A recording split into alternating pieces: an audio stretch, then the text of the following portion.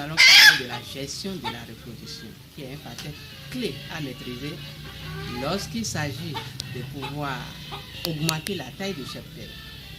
C'est ce que nous voulons faire avec un coq étudié dont les caractéristiques sont au point. Nous allons pouvoir faire le croisement, réaliser ce croisement et vous montrer les différentes étapes de la réalisation. Je vous avais déjà dit que pour faire un croisement, il faut d'abord tenir compte du coq, les caractéristiques, surtout le libido. Le libido, c'est important pour le coq.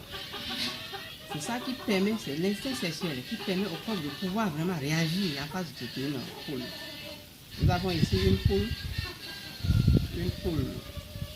qui sera utilisée. Elle ne sera pas seule, nous allons utiliser un certain nombre d'animaux.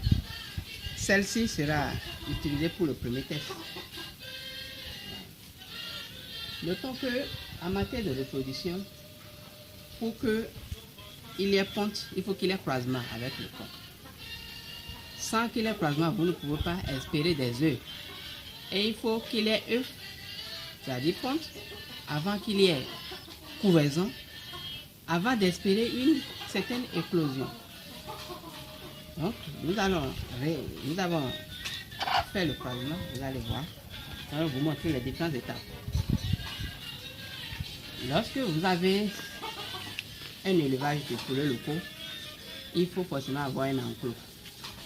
Là, vous êtes sûr de pouvoir maîtriser tout ce qui se passe.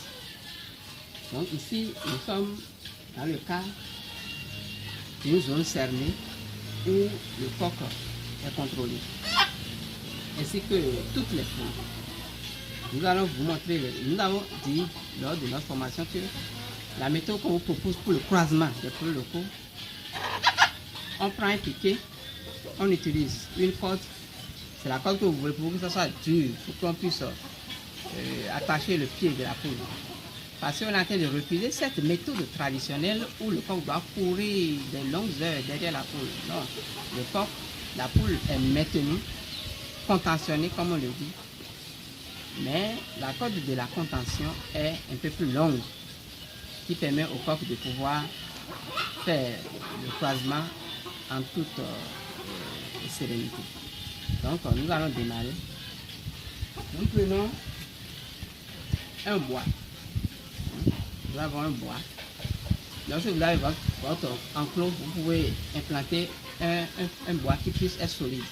Ici, c'est juste un grand bois de support qu'on utilise. Mais ce n'est pas forcément que ça doit être de ce diamètre. Si je secoue la poule maintenant, le coq va arriver.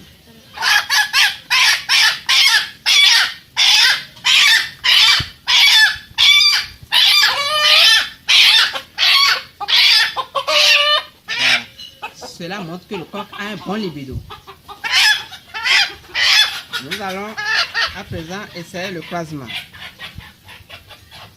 J'attache le pied de la poule. J'attache le pied de la poule. Bien attaché. Et je vais essayer le croisement.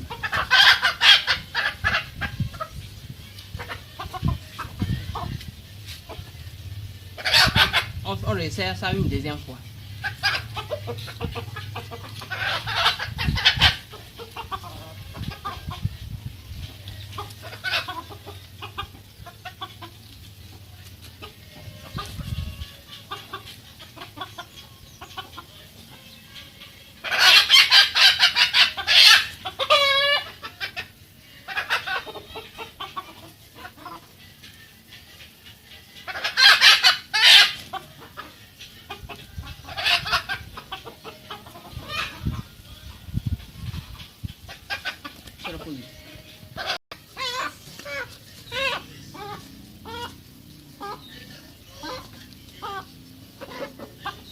C'est bon.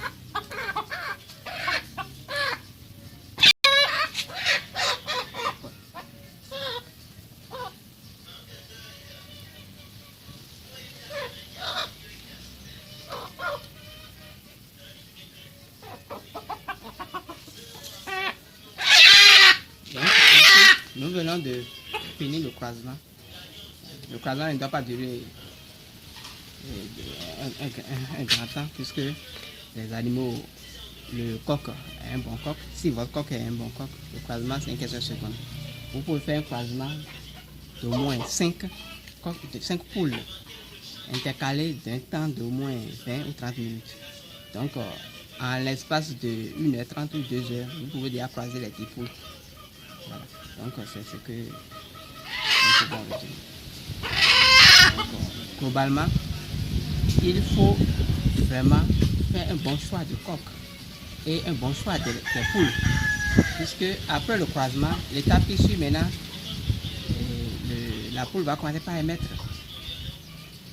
un son qui montre que les œufs sont là. Donc ce son vous montre que les œufs commencent par émettre.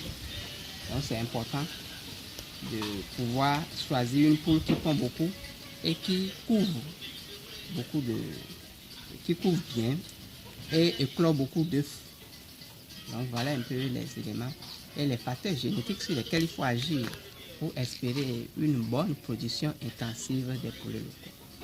Je vous remercie.